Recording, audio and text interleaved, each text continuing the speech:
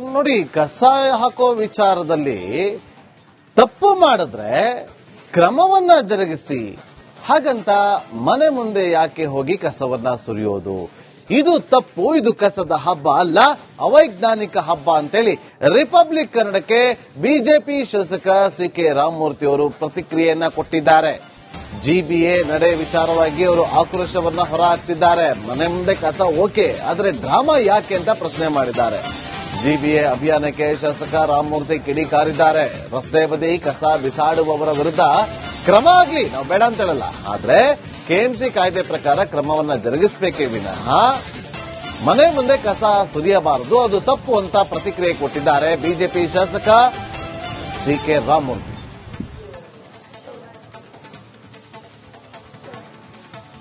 ರಾಜಧಾನಿ ಬೆಂಗಳೂರಿನಲ್ಲಿರುವಂತಹ ಕಸದ ಸಮಸ್ಯೆಗೆ ಕಡಿವಾಣ ಹಾಕೋದಕ್ಕೆ ಜಿಬಿಎ ಹೊಸ ಪ್ಲಾನ್ ಅನ್ನ ಮಾಡಿದೆ.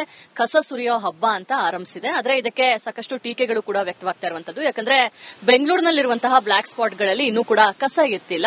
ಆದ್ರೆ ಜನಸಾಮಾನ್ಯರ ಏನಾದ್ರೂ ಕಸವನ್ನ ಬೇರೆ ಕಡೆ ಏನಾದ್ರೂ ವಿಲೇವಾರಿ ಮಾಡಿದ್ರೆ ಅವರಿಗೆ ದಂಡವನ್ನ ಹಾಕುವಂತಹ ಪ್ರಯತ್ನ ಎಲ್ಲ ಮಾಡ್ತಾ ಇದ್ದಾರೆ. ಇದ್ರ ಬಗ್ಗೆ ಮಾತಾಡೋದಕ್ಕೆ ನಮ್ ಜೊತೆ ಜಯನಗರದ ಶಾಸಕರಾದಂತಹ ಸಿ ಕೆ ರಾಮಮೂರ್ತಿ ಅವರಿದ್ದಾರೆ. ಅವರನ್ನ ಮಾತಾಡ್ಸ್ಕೊಂಡು ಹೋಗೋಣ. ಸರ್, ಬಿಬಿಎಂಪಿಯ ಇನಿಷಿಯೇಟಿವ್ ಕಸ ಸುರಿಯುವ ಹಬ್ಬ ಅಂತ ಆರಂಭಿಸಿದ್ದಾರೆ. ಒಂದ್ ತಿಂಗಳಿಂದ ಇದಕ್ಕೆ ಪ್ರಿಪರೇಷನ್ ಮಾಡ್ಕೊಂಡು, ಹೋಮ್ ವರ್ಕ್ ಅನ್ನ ಮಾಡ್ಕೊಂಡು, ವಿಡಿಯೋಗಳನ್ನ ಕಲೆಕ್ಟ್ ಮಾಡ್ಕೊಂಡು ಇವಾಗ ದಂಡವನ್ನ ವಿಧಿಸ್ತಾರೆ. ದಂಡ ಕಟ್ಟಿಲ್ಲ ಅಂದ್ರೆ ಮನೆ ಮುಂದೆ ಸುರಿಯುವಂತ ಪ್ರಯತ್ನವನ್ನು ಮಾಡ್ತಿದ್ದಾರೆ. ಇದಕ್ಕೆ ಎರಡೂ ರೀತಿಯ ಅಭಿಪ್ರಾಯಗಳು ವ್ಯಕ್ತವಾಗ್ತಾ ಇದೆ. ನೀವೇನ್ ಹೇಳ್ತೀರಾ? ದಂಡ ಹಾಕೋದ್ರಲ್ಲಿ ನಮ್ಮ ಭಿನ್ನಾಭಿಪ್ರಾಯ ಇಲ್ಲ. ಆಸ್ ಪರ್ ಕೆಎಂಸಿ ಆಕ್ಟ್ ಏನಿದೆ, ಇವಾಗ ಜಿಬಿ ಆಕ್ಟ್ ಆಗಿದೆ. ಇದರಲ್ಲೂ ಕೂಡ ಕಸವನ್ನ ಯಾರು ರೋಡಲ್ಲಿ ಹಾಕ್ತಾರೆ ಇದ್ರ ಬಗ್ಗೆ ದಂಡ ಹಾಕೋದಕ್ಕೆ ಮಾರ್ಷಲ್ಸ್ಗಳಿದ್ದಾರೆ, ಹಿಡ್ಕೊಳ್ಳಿ ಮಾಡಲಿ. ಆದ್ರೆ ಕಸನ ತಗೊಂಡು ಮನೆ ಬಾಗಿಲು ಹಾಕುವಂತ ಹಬ್ಬ ಅಂತ ನನ್ನ ಲೈಫಲ್ಲಿ ಯಾವತ್ತೂ ಅವ್ರಿಗೆ ಕೇಳಿಲ್ಲ. ಏನ್ ಯಾವ ಆಗ್ತಲಿದೆ ಇದು? ಯಾರೋ ಮಾಡೋ ತಪ್ಪಿಗೆ ಯಾರ್ದೋ ಮನೆ ಮುಂದೆ ಕಸ ಹಾಕೋದಕ್ಕೆ ಏನಿದೆ ಅಧಿಕಾರ, ಏನಿದೆ ಅವರಿಗೆ? ಇದು ಅವೈಜ್ಞಾನಿಕವಾಗಿ ಮಾಡುವಂತ ಒಂದು ಹಬ್ಬ. ಇದು ಸರಿನೇ ಅಲ್ಲ, ಇದು ಆಗ್ತೇ ಇಲ್ಲ. ಇದು ಯಾರು ಕಸವನ್ನ ಬೀದಿಗೆ ಹಾಕ್ತಾರೆ, ಎಲ್ಲೆಲ್ಲಿ ಇವತ್ತು ವಿದೇಶದಲ್ಲೂ ಕೂಡ ಜೈಲು ಶಿಕ್ಷೆ ಇದೆ, ಯಾರ್ಯಾರಿಗೆ ಫೈನ್, ಅದ್ರ ಬೇಕಾದ್ರೆ ನೀವು ಮಾಡಿ. ಅದ್ರ ಬಗ್ಗೆ ನಮಗೆ ಬೆಂಗಳೂರು ನೀಟಾಗಿರಬೇಕು. ಅದ್ರ ಬಗ್ಗೆ ನಾವೆಲ್ಲ ಶಾಸಕರು ಕೂಡ ನಾವು ಸಹಕಾರವನ್ನ ಕೊಡ್ತೀವಿ. ಆದ್ರೆ ಸನ್ಮಾನ್ಯ ಉಪಮುಖ್ಯಮಂತ್ರಿಗಳಿಗೆ ನಾವು ಕೇಳೋದು, ಇದುವರೆಗೆ ಗಾರ್ಬೇಜ್ ಕಾಂಟ್ರಾಕ್ಟರ್ಗಳಿಗೆ ಕೋರ್ಟಲ್ಲಿ ಇರ್ಬೇಕಾದ್ರೆ ಇದುವರೆಗೆ ಯಾವ್ದಕ್ಕೆ ಕೋರ್ಟಲ್ಲಿನ ತೆಗೆಸುವಂತ ಕೆಲಸವನ್ನ ಮಾಡಿಲ್ಲ.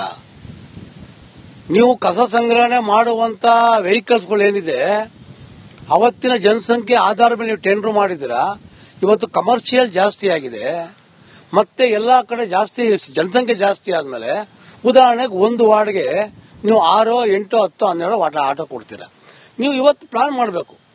ಒಂದೊಂದು ವಾರ ಕಸ ಎತ್ತಕ್ಕೆ ಬರ್ತಿಲ್ಲ ಬೆಂಗಳೂರಿನಲ್ಲಿ ಅಂದ್ರೆ ಏನ್ ಸಮಸ್ಯೆ ಇದಾಗಿದೆ? ನಮಗೆ ಆಗೋದಿಲ್ಲ ಆ ಸಮಯಕ್ಕೆ. ಮುಂಚೆ ಎಲ್ಲ ಒಂದು ರೀತಿಯ ಡಸ್ಟ್ಬಿನ್ ಗಳಿರ್ತಿತ್ತು, ಅಲ್ಲಿ ಹೋಗಿ ನಾವು ಹಾಕ್ತಾ ಇದ್ವಿ, ಅದನ್ನ ತಗೊಂಡು ಹೋಗ್ತಾ ಇದ್ರು. ಈಗ ಆ ತರ ವ್ಯವಸ್ಥೆನೂ ಇಲ್ಲ ಅಂತ. ಮತ್ತೊಂದ್ ಕಡೆ ಅಧಿಕಾರಿಗಳು ಹೇಳ್ತಾರೆ, ಮನೆ ಮುಂದೆ ಕಟ್ಟಿಟ್ರೆ ಸಾಕು, ನಮ್ ಟಿಪ್ಪರ್ ಆಟೋಗಳು ಏನ್ ಡ್ರೈವರ್ಸ್ ಇರ್ತಾರೆ ಅವ್ರು ಎತ್ಕೊಳ್ತಾರೆ ಅಂತ. ಅಲ್ಲಿ ಇಲಿ ಕಾಟ ಮತ್ತೆ ಇದನ್ನು ಸಮಸ್ಯೆನೇ ಅಲ್ವಾ? ಅಲ್ಲ ನೋಡಿ, ಜನ ಹೇಳೋದು ಕರೆಕ್ಟ್. ಮನೆಯಿಂದ ಆಚೆಗಿಟ್ರೆ ಬೀದಿ ನಾಯಿ ಕಾಟ, ಪ್ಯಾಕೆಟ್ ಹರಿಯುತ್ತೆ, ಆಚೆ ಕಡೆ ಹೋಗುತ್ತೆ. ಮನೆ ಒಳಗಡೆ ಇಡ್ತು ಅಂತಂದ್ರೆ ಪಬ್ಲಿಕ್ ಅಲ್ಲಿ ನಾಯಿಗಳಿದೆ ಅಂತ ಅವರು ಯಾರು ಹೋಗಲ್ಲ. ನಾವ್ ಹೇಳೋದು, ಸರಿಯಾದ ಸಮಯಕ್ಕೆ ಏನು ನಿಮ್ದು ಆಟೋ ಟಿಪ್ಪರ್ ಬಂತು ಅಂದ್ರೆ ಜನ ಒಂದು ಸಿಸ್ಟಮ್ಯಾಟಿಕಲ್ ಬಂದು ನಮಗೆ ಕಸವನ್ನ ಕೊಡ್ತಾರೆ. ಇವತ್ತು ನೋಡಿ, ನಾನು ಕಾರ್ಪೊರೇಟರ್ ಆಗಿರ್ಬೇಕಾದ್ರೆ ಈ ಕಸವನ್ನ ಕಲೆಕ್ಟ್ ಮಾಡಿ ಯಾರು ಮಾಡ್ತಾ ಇದ್ರು? ಪೌರ ಕಾರ್ಮಿಕರೇ ಕಲೆಕ್ಟ್ ಮಾಡ್ತಾ ಇದ್ರು. ಸೊ ಬರೀ ಇವಾಗ ಏನಾಗಿದೆ, ಪೌರ ಕಾರ್ಮಿಕರು ಬೀದಿ ಗುಡಿಸ್ತಾರೆ, ಮತ್ತೆ ಕಾಂಟ್ರಾಕ್ಟರ್ಗಳು ಮನೆಯಿಂದ ಸಂಗ್ರಹಣೆ ಮಾಡ್ತಾರೆ. ಹಸಿ ಕಸ ಒಬ್ರು ಸಂಗ್ರಹಣೆ ಮಾಡ್ತಾರೆ, ಒಣ ಕಸ ಒಂದು ಸಂಗ್ರಹಣೆ ಮಾಡ್ತಾರೆ, ಮೆಡಿಕಲ್ ವೇಸ್ಟ್ ಒಬ್ರು ಸಂಗ್ರಹಣೆ ಮಾಡ್ತಾರೆ, ಮತ್ತೆ ಎಲೆಕ್ಟ್ರಾನಿಕ್ ವೇಸ್ಟ್ ಸಂಪಾದನೆ ಮಾಡ್ತಾರೆ. ಅಂದ್ರೆ ಈ ಸಿಸ್ಟಮ್ ಏನಿದೆ ಇದು? ಇವಾಗ 14 ಐಎಸ್ ಆಫೀಸರು ನೀವು ಸಂಬಳ ಕೊಡ್ತೀರಾ, ನೀವು ಅವ್ರು ಬಿಟ್ಬಿಟ್ರೆ ಅವ್ರ ಕೆಲಸ ತಗೊಳ್ಳೋ ಕೆಲಸ ಮಾಡ್ತಿಲ್ಲ. ಎಲ್ಲೋ ಒಂದ್ ಕಡೆ AC ರೂಮಲ್ಲಿ ಕೂತ್ಕೊಂಡು ಇವರು ಪ್ಲಾನ್ ಮಾಡ್ತಾರೆ. ಕೂತ್ಕೊಂಡು ರಸ್ತೆಯಲ್ಲಿ ಪ್ಲಾನ್ ಮಾಡೋರು ಒಬ್ಬರೂ ಇಲ್ಲ. ಈ ದೃಷ್ಟಿ ಇದಕ್ಕೆ ನಮ್ಮ ಬಿಜೆಪಿ ವಿರೋಧ ಇದೆ ಮೇಡಮ್.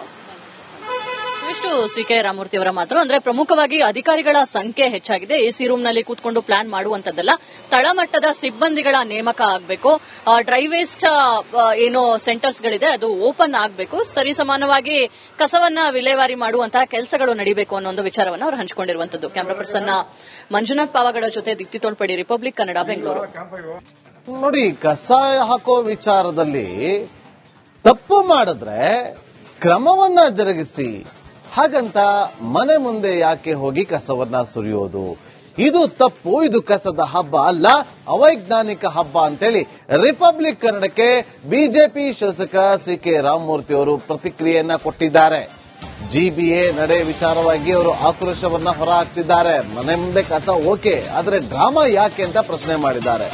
ಜಿಬಿಎ ಅಭಿಯಾನಕ್ಕೆ ಶಾಸಕ ರಾಮಮೂರ್ತಿ ಕಿಡಿಕಾರಿದ್ದಾರೆ.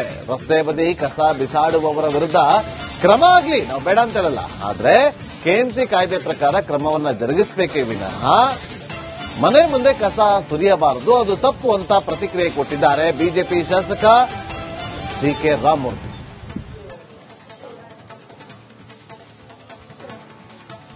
ರಾಜಧಾನಿ ಬೆಂಗಳೂರಿನಲ್ಲಿರುವಂತಹ ಕಸದ ಸಮಸ್ಯೆಗೆ ಕಡಿವಾಣ ಹಾಕೋದಕ್ಕೆ ಜಿಬಿಎ ಹೊಸ ಪ್ಲಾನ್ ಅನ್ನ ಮಾಡಿದೆ. ಕಸ ಸುರಿಯೋ ಹಬ್ಬ ಅಂತ ಆರಂಭಿಸಿದೆ. ಆದ್ರೆ ಇದಕ್ಕೆ ಸಾಕಷ್ಟು ಟೀಕೆಗಳು ಕೂಡ ವ್ಯಕ್ತವಾಗ್ತಾ ಇರುವಂತದ್ದು. ಯಾಕಂದ್ರೆ ಬೆಂಗಳೂರಿನಲ್ಲಿರುವಂತಹ ಬ್ಲಾಕ್ ಸ್ಪಾಟ್ಗಳಲ್ಲಿ ಇನ್ನೂ ಕೂಡ ಕಸ ಎತ್ತಿಲ್ಲ. ಆದ್ರೆ ಜನಸಾಮಾನ್ಯರ ಏನಾದ್ರೂ ಕಸವನ್ನ ಬೇರೆ ಕಡೆ ಏನಾದ್ರೂ ವಿಲೇವಾರಿ ಮಾಡಿದ್ರೆ ಅವರಿಗೆ ದಂಡವನ್ನ ಹಾಕುವಂತಹ ಪ್ರಯತ್ನ ಎಲ್ಲ ಮಾಡ್ತಾ ಇದ್ದಾರೆ. ಇದ್ರ ಬಗ್ಗೆ ಮಾತಾಡೋದಕ್ಕೆ ನಮ್ ಜೊತೆ ಜಯನಗರದ ಶಾಸಕರಾದಂತಹ ಸಿ.ಕೆ. ರಾಮಮೂರ್ತಿ ಅವರಿದ್ದಾರೆ. ಅವರನ್ನು ಮಾತಾಡ್ಸ್ಕೊಂಡು ಹೋಗೋಣ. ಸರ್, ಬಿಬಿಎಂಪಿಯ ಇನಿಷಿಯೇಟಿವ್ ಕಸ ಸುರಿಯೋ ಹಬ್ಬ ಅಂತ ಆರಂಭಿಸಿದ್ದಾರೆ. ಒಂದ್ ತಿಂಗಳಿಂದ ಇದಕ್ಕೆ ಪ್ರಿಪರೇಷನ್ ಮಾಡಿಕೊಂಡು, ಹೋಮ್ ವರ್ಕ್ ಅನ್ನ ಮಾಡಿಕೊಂಡು, ವಿಡಿಯೋಗಳನ್ನ ಕಲೆಕ್ಟ್ ಮಾಡಿಕೊಂಡು ಇವಾಗ ದಂಡವನ್ನ ವಿಧಿಸ್ತಾರೆ. ದಂಡ ಕಟ್ಟಿಲ್ಲ ಅಂದ್ರೆ ಮನೆ ಮುಂದೆ ಸುರಿಯುವಂತ ಪ್ರಯತ್ನವನ್ನು ಮಾಡ್ತಿದ್ದಾರೆ. ಇದಕ್ಕೆ ಎರಡೂ ರೀತಿಯ ಅಭಿಪ್ರಾಯಗಳು ವ್ಯಕ್ತವಾಗ್ತಾ ಇದೆ. ನೀವೇನ್ ಹೇಳ್ತೀರಾ? ದಂಡ ಹಾಕೋದ್ರಲ್ಲಿ ನಮ್ಮ ಭಿನ್ನಾಭಿಪ್ರಾಯ ಇಲ್ಲ. ಆಸ್ ಪರ್ ಕೆಎಂಸಿ ಆಕ್ಟ್ ಏನಿದೆ, ಇವಾಗ ಜಿಬಿ ಆಕ್ಟ್ ಆಗಿದೆ, ಇದರಲ್ಲೂ ಕೂಡ ಕಸವನ್ನ ಯಾರು ರೋಡಲ್ಲಿ ಹಾಕ್ತಾರೆ ಇದ್ರ ಬಗ್ಗೆ ದಂಡ ಹಾಕೋದಕ್ಕೆ ಮಾರ್ಷಲ್ಸ್ಗಳಿದ್ದಾರೆ, ಹಿಡ್ಕೊಳ್ಳಿ ಮಾಡ್ಲಿ. ಆದ್ರೆ ಕಸನ ತಗೊಂಡು ಮನೆ ಬಾಗಿಲು ಹಾಕುವಂತ ಹಬ್ಬ ಅಂತ ನನ್ನ ಲೈಫಲ್ಲಿ ಯಾವತ್ತೂ ಅವ್ರಿಗೆ ಕೇಳಿಲ್ಲ. ಏನ್ ಯಾವ ಆಗ್ತಲಿದೆ ಇದು? ಯಾರೋ ಮಾಡೋ ತಪ್ಪಿಗೆ ಯಾರ್ದೋ ಮನೆ ಮುಂದೆ ಕಸ ಹಾಕೋದಕ್ಕೆ ಏನಿದೆ ಅಧಿಕಾರ, ಏನಿದೆ ಅವರಿಗೆ? ಇದು ಅವೈಜ್ಞಾನಿಕವಾಗಿ ಮಾಡುವಂತ ಒಂದು ಹಬ್ಬ. ಇದು ಸರಿನೇ ಅಲ್ಲ, ಇದು ಆಗ್ತೇ ಇಲ್ಲ. ಇದು ಯಾರು ಕಸವನ್ನ ಬೀದಿಗೆ ಹಾಕ್ತಾರೆ, ಎಲ್ಲೆಲ್ಲಿ ಇವತ್ತು ವಿದೇಶದಲ್ಲೂ ಕೂಡ ಜೈಲು ಶಿಕ್ಷೆ ಇದೆ, ಯಾರ್ಯಾರಿಗೆ ಫೈನ್, ಅದ್ರ ಬೇಕಾದ್ರೆ ನೀವು ಮಾಡಿ. ಅದ್ರ ಬಗ್ಗೆ ನಮಗೆ ಬೆಂಗಳೂರು ನೀಟಾಗಿರಬೇಕು.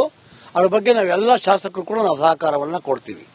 ಆದ್ರೆ ಸನ್ಮಾನ್ಯ ಉಪಮುಖ್ಯಮಂತ್ರಿಗಳಿಗೆ ನಾವು ಕೇಳೋದು, ಇದುವರೆಗೆ ಗಾರ್ಬೇಜ್ ಕಾಂಟ್ರಾಕ್ಟರ್ಗಳಿಗೆ ಕೋರ್ಟಲ್ಲಿ ಇರ್ಬೇಕಾದ್ರೆ ಇದುವರೆಗೆ ಯಾವ್ದಕ್ಕೆ ಕೋರ್ಟಲ್ಲಿಂದ ತೆಗೆಸುವಂತ ಕೆಲಸವನ್ನ ಮಾಡಿಲ್ಲ. ನೀವು ಕಸ ಸಂಗ್ರಹಣೆ ಮಾಡುವಂತ ವೆಹಿಕಲ್ಸ್ಗಳು ಏನಿದೆ, ಅವತ್ತಿನ ಜನಸಂಖ್ಯೆ ಆಧಾರದ ಮೇಲೆ ನೀವು ಟೆಂಡರ್ ಮಾಡಿದ್ದೀರಾ.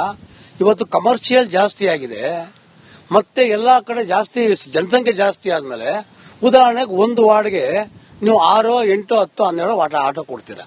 ನೀವು ಇವತ್ತು ಪ್ಲಾನ್ ಮಾಡಬೇಕು. ಒಂದೊಂದು ವಾರ ಕಸ ಎತ್ತಕ್ಕೆ ಬರ್ತಿಲ್ಲ ಬೆಂಗಳೂರಿನಲ್ಲಿ ಅಂದ್ರೆ ಏನ್ ಸಮಸ್ಯೆ ಇದಾಗಿದೆ? ನಮಗೆ ಆಗೋದಿಲ್ಲ ಸಮಯಕ್ಕೆ. ಮುಂಚೆ ಎಲ್ಲ ಒಂದು ರೀತಿಯ ಡಸ್ಟ್ ಬಿನ್ ಗಳಿರ್ತಿತ್ತು, ಅಲ್ಲಿ ಹೋಗಿ ನಾವು ಹಾಕ್ತಾ ಇದ್ವಿ, ಅದನ್ನ ತಗೊಂಡು ಹೋಗ್ತಾ ಇದ್ರು. ಈಗ ಆ ತರ ವ್ಯವಸ್ಥೆನೂ ಇಲ್ಲ ಅಂತ. ಮತ್ತೊಂದ್ ಕಡೆ ಅಧಿಕಾರಿಗಳು ಹೇಳ್ತಾರೆ, ಮನೆ ಮುಂದೆ ಕಟ್ಟಿಟ್ರೆ ಸಾಕು, ನಮ್ ಟಿಪ್ಪರ್ ಆಟೋಗಳು ಏನ್ ಡ್ರೈವರ್ಸ್ ಇರ್ತಾರೆ ಅವ್ರು ಎತ್ಕೊಳ್ತಾರೆ ಅಂತ. ಅಲ್ಲಿ ಇಲಿ ಕಾಟ, ಮತ್ತೆ ಇದನ್ನು ಸಮಸ್ಯೆನೇ ಅಲ್ವಾ? ಅಲ್ಲ ನೋಡಿ, ಜನ ಹೇಳೋದು ಕರೆಕ್ಟ್. ಮನೆಯಿಂದ ಆಚೆಗಿಟ್ರೆ ಬೀದಿ ನಾಯಿ ಕಾಟ, ಪ್ಯಾಕೆಟ್ ಹರಿಯುತ್ತೆ, ಆಚೆ ಕಡೆ ಹೋಗುತ್ತೆ. ಮನೆ ಒಳಗಡೆ ಇಡ್ತು ಅಂತಂದ್ರೆ ಪಬ್ಲಿಕ್ ನಾಯಿಗಳಿದೆ ಅಂತ ಅವರು ಯಾರು ಹೋಗಲ್ಲ. ನಾವ್ ಹೇಳೋದು, ಸರಿಯಾದ ಸಮಯಕ್ಕೆ ಏನು ನಿಮ್ದು ಆಟೋ ಟಿಪ್ಪರ್ಸ್ ಬಂತು ಅಂದ್ರೆ ಜನ ಒಂದು ಸಿಸ್ಟಮ್ಯಾಟಿಕಲ್ ಬಂದು ನಮಗೆ ಕಸವನ್ನ ಕೊಡ್ತಾರೆ. ಇವತ್ತು ನೋಡಿ, ನಾನು ಕಾರ್ಪೊರೇಟರ್ ಆಗಿರ್ಬೇಕಾದ್ರೆ ಈ ಕಸವನ್ನ ಕಲೆಕ್ಟ್ ಮಾಡಿ ಯಾರು ಮಾಡ್ತಾ ಇದ್ರು? ಪೌರ ಕಾರ್ಮಿಕರೇ ಕಲೆಕ್ಟ್ ಮಾಡ್ತಾ ಇದ್ರು. ಸೊ ಬರೀ ಇವಾಗ ಏನಾಗಿದೆ, ಪೌರ ಕಾರ್ಮಿಕರು ಬೀದಿ ಗುಡಿಸ್ತಾರೆ, ಮತ್ತೆ ಕಾಂಟ್ರಾಕ್ಟರ್ಗಳು ಮನೆಯಿಂದ ಸಂಗ್ರಹಣೆ ಮಾಡ್ತಾರೆ. ಹಸಿ ಕಸ ಒಬ್ರು ಸಂಗ್ರಹಣೆ ಮಾಡ್ತಾರೆ, ಒಣ ಕಸ ಒಂದು ಸಂಗ್ರಹ ಮಾಡ್ತಾರೆ, ಮೆಡಿಕಲ್ ವೇಸ್ಟ್ ಒಬ್ರು ಸಂಗ್ರಹಣೆ ಮಾಡ್ತಾರೆ, ಮತ್ತೆ ಎಲೆಕ್ಟ್ರಾನಿಕ್ ವೇಸ್ಟ್ ಸಂಪಾದನೆ ಮಾಡ್ತಾರೆ. ಅಂದ್ರೆ ಈ ಸಿಸ್ಟಮ್ ಏನಿದೆ ಇದು? ಇವಾಗ 14 IAS ಆಫೀಸರು ನೀವು ಸಂಬಳ ಕೊಡ್ತೀರಾ, ನೀವು ಅವ್ರು ಬಿಟ್ಬಿಟ್ರೆ ಅವ್ರ ಕೆಲಸ ತಗೊಳ್ಳೋ ಕೆಲಸ ಮಾಡ್ತಿಲ್ಲ. ಎಲ್ಲೋ ಒಂದ್ ಕಡೆ AC ರೂಮಲ್ಲಿ ಕೂತ್ಕೊಂಡು ಇವರು ಪ್ಲಾನ್ ಮಾಡ್ತಾರೆ. ಕೂತ್ಕೊಂಡು ರಸ್ತೆಯಲ್ಲಿ ಹಿಡಿದು ಪ್ಲಾನ್ ಮಾಡೋರು ಒಬ್ರು ಇಲ್ಲ. ಈ ದೃಷ್ಟಿ ಇದಕ್ಕೆ ನಮ್ಮ ಬಿಜೆಪಿ ವಿರೋಧ ಇದೆ ಮೇಡಮ್. ಇದಿಷ್ಟು ಸಿ.ಕೆ. ರಾಮಮೂರ್ತಿ ಅವರ ಮಾತು. ಅಂದ್ರೆ ಪ್ರಮುಖವಾಗಿ ಅಧಿಕಾರಿಗಳ ಸಂಖ್ಯೆ ಹೆಚ್ಚಾಗಿದೆ. ಎಸಿ ರೂಮ್ ನಲ್ಲಿ ಕೂತ್ಕೊಂಡು ಪ್ಲಾನ್ ಮಾಡುವಂತದ್ದಲ್ಲ, ತಳಮಟ್ಟದ ಸಿಬ್ಬಂದಿಗಳ ನೇಮಕ ಆಗಬೇಕು. ಡ್ರೈ ವೇಸ್ಟ್ ಏನೋ ಸೆಂಟರ್ಸ್ ಗಳಿದೆ ಅದು ಓಪನ್ ಆಗಬೇಕು. ಸರಿಸಮಾನವಾಗಿ ಕಸವನ್ನ ವಿಲೇವಾರಿ ಮಾಡುವಂತಹ ಕೆಲಸಗಳು ನಡೀಬೇಕು ಅನ್ನೋ ಒಂದು ವಿಚಾರವನ್ನು ಅವರು ಹಂಚಿಕೊಂಡಿರುವಂತದ್ದು. ಕ್ಯಾಮರಾ ಪರ್ಸನ್ ಮಂಜುನಾಥ್ ಪಾವಗಡ ಜೊತೆ ದೀಪ್ತಿ ತೋಳ್ಪಡಿ, ರಿಪಬ್ಲಿಕ್ ಕನ್ನಡ, ಬೆಂಗಳೂರು.